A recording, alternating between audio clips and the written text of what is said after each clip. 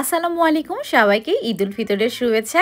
ঈদ মোবারক। সবাই কেমন আছেন? আলহামদুলিল্লাহ আমি তো অনেক ভালো আছি।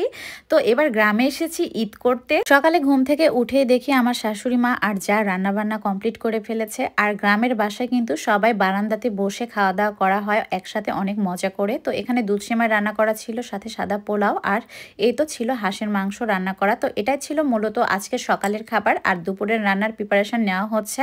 তো এই তো ইভান ইরাম আর ইভানের বাবা সবাই নামাজে যাবে, এই জন্য সবার পাঞ্জাবিগুলো আমি বের করে রেডি করে রাখছি। কিন্তু দুঃখের বিষয় আমার বড় ছেলে ঘুম থেকে উঠে নাই, ও বায়না ধরেছে সে যাবে না। তো এই জন্য ইভানকে আর জোর করা হয়নি। আর এদিকে ইভানের বাবা আর ইরাম বাবা ছেলেতে রেডি হয়ে গেছে, আর তার সাথে ছিল বড় বাবা আর তার সাথে ছিল তার চাচু। তো সবাই মিলে কিন্তু এখন নামাজের জন্য ঈদগাহে চলে যাচ্ছে। তো এদেরকে বের করে দেওয়ার পর এখন আমাকে রেডি হতে হবে, কারণ আমিও আজকে নামাজে আদায় করার জন্য যাব।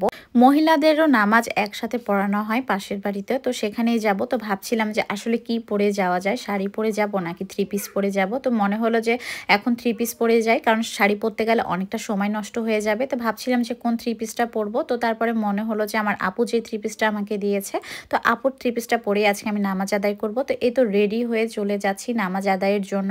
তো এই তো যাওয়ার পথে কিন্তু একটু টুকটাক ভিডিও করে নিচ্ছিলাম। আর বাহিরে এত পরিমাণ যে রোদ, দেখে বুঝতে পারছেন অনেক রোদ ছিল। কিন্তু তো নামাজ কিন্তু এখানে ছাদে পড়ানো হবে। তো অনেক আগেই কিন্তু আমি চলে এসেছি। তো এসে দেখছি যে বেশ কয়েকজন এসেছে। তো এই জন্য একটু ওয়েট করতে হচ্ছে, সবাই যখন একসাথে হবে তারপরে নামাজটা শুরু হবে।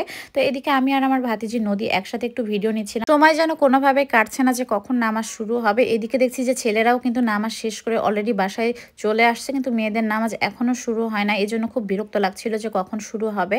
তো কিছুক্ষণ পরে কিন্তু সবাই চলে এসেছে, আর আলহামদুলিল্লাহ অনেক ভালোভাবে নামাজ আদায় করেছে সবাই মিলে, এবং সবাই সবার সাথে সালাম এবং কোলাকুলিও করেছে। অনেকদিন পর সবাই একসাথে হলে কিন্তু বেশ ভালো লাগে। এই ঈদের মধ্যে সবাই নামাজের তাকিদে কিন্তু একসাথে দেখা হয়, এটা কিন্তু ভীষণ রকমের ভালো লাগে।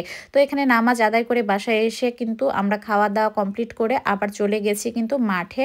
তো মাঠে আজকে আমাদের এই পাড়ার মাঠে কিন্তু ছেলেদের খেলা হবে কয়েকটা গ্রুপ মিলে। তো দেখা যাক যে আজকে কারা জয়ী হয়। তো ইভানের বাবাও কিন্তু খেলছে, বাবা চাচু সবাই খেলছে ওর।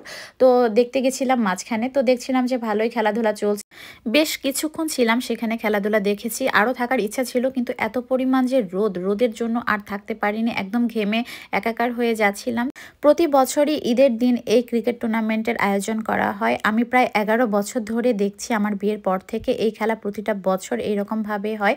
এখানে কিন্তু মেয়েরাও কিন্তু দেখতে পারে, তাদেরও আলাদা বসার ব্যবস্থা আছে। তো আজকের ভিডিওটা এই পর্যন্তই। সবাই ভালো থাকবেন, সুস্থ থাকবেন, আর আপনাদের ঈদ কেমন কাটলো অবশ্যই কিন্তু জানাবেন। আর ভিডিওটা ভালো লাগলে লাইক কমেন্ট শেয়ার করে দিবেন। আর যারা আমার পেজটাতে একদম নতুন, অবশ্যই পেজটা কিন্তু ফলো করে দিবেন, তাহলে কিন্তু এরকম আরও সুন্দর সুন্দর ভিডিও দেখতে পাবেন। তো সবাইকে আবারও ঈদ মোবারক, ঈদ মোবারক, ঈদ মোবারক। আল্লাহ হাফেজ, টাটা অ্যান্ড টেক কেয়ার।